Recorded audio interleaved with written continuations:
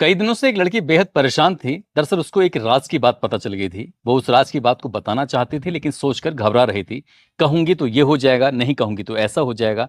वो बार बार सोच रही थी और उसके दिमाग में आया था कि क्यों ना कह दूं, लेकिन कहने पर वो डर रही थी। सोचने पर इसलिए मजबूर थी क्योंकि 2 दिन के बाद उसकी शादी भी होने वाली थी। आखिरकार वो चाहती थी कि अगर मैं शादी हो गई, यहाँ से चली गई और ये राज की बात यहीं रह जाएगी, तो कहीं ऐसा ना हो कि अर्थ का अनर्थ हो जाए, कुछ बात बहुत बड़ी ना हो जाए। आखिरकार उसने सोचा कि शादी से पहले वो एक पत्र लिखती है और पत्र लिखने के बाद जिस व्यक्ति की बात है वहां तक पहुंचा देगी। आखिरकार उसने पत्र लिखा और पत्र लिखने के बाद वो सोच रही थी जब भी मौका होगा तुरंत ही वो ले जाकर दे देगी। इसलिए उसने उस पत्र को बड़े छुपा के रखा, एहतियातन रखा। लेकिन जैसे ही उसको मौका मिलता है कि आज चिट्ठी देने का वक्त आ चुका है, तुरंत वो चिट्ठी को निकालने के लिए जाती है, तो वहां जाकर जो देखती है तो चिट्ठी गायब थी। वो सोचने पर मजबूर थी आखिरकार ये हुआ क्या। जिसके लिए चिट्ठी लिखी थी वो चिट्ठी उसी के पास पहुंची है, या जिसके खिलाफ थी ये उसके पास पहुंची है। वो सोच सोच कर परेशान हो जाती है। उसकी शादी होती है और वो वहां से विदा होकर अपनी ससुराल चली जाती है। ससुराल तो चली जाती है, लेकिन 1 साल बीतने के बाद आखिरकार जिसको चिट्ठी देनी थी उसका कत्ल हो जाता है। अब वो सोचने पर मजबूर थी, लेकिन ये ऐसा क्यों हुआ।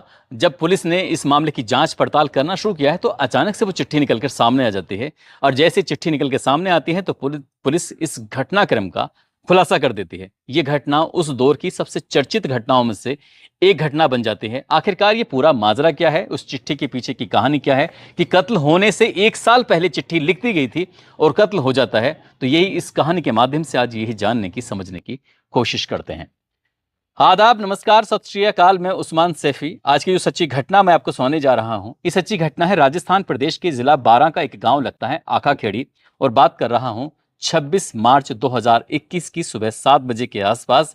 राजू नाम का लड़का जो इसी गांव का रहने वाला होता है, वो अपने चाचा के यहां पर दूध लेने के लिए जा रहा था। और जैसे ही उसने अपने चाचा का दरवाजा सुबह 7 बजे बजाना शुरू किया, खटखटाना शुरू किया है, आहट करना शुरू किया है, लेकिन वहां से कोई रेस्पॉन्स नहीं आ रहा था।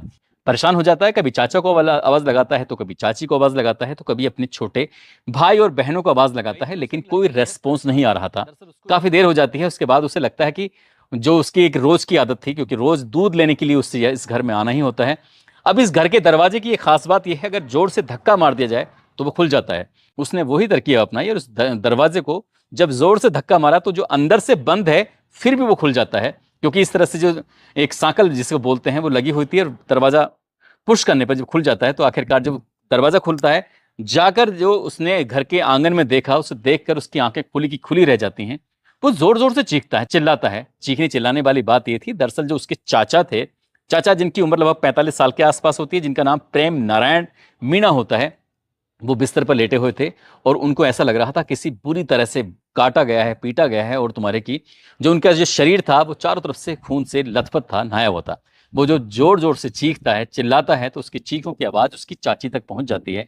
चाची रुक्मणी ये बात सुनने के बाद आती है, कहती है क्या बात है, क्यों सुबह सुबह इतना जोर जोर से चिल्ला रहे हो, आखिरकार हुआ क्या है।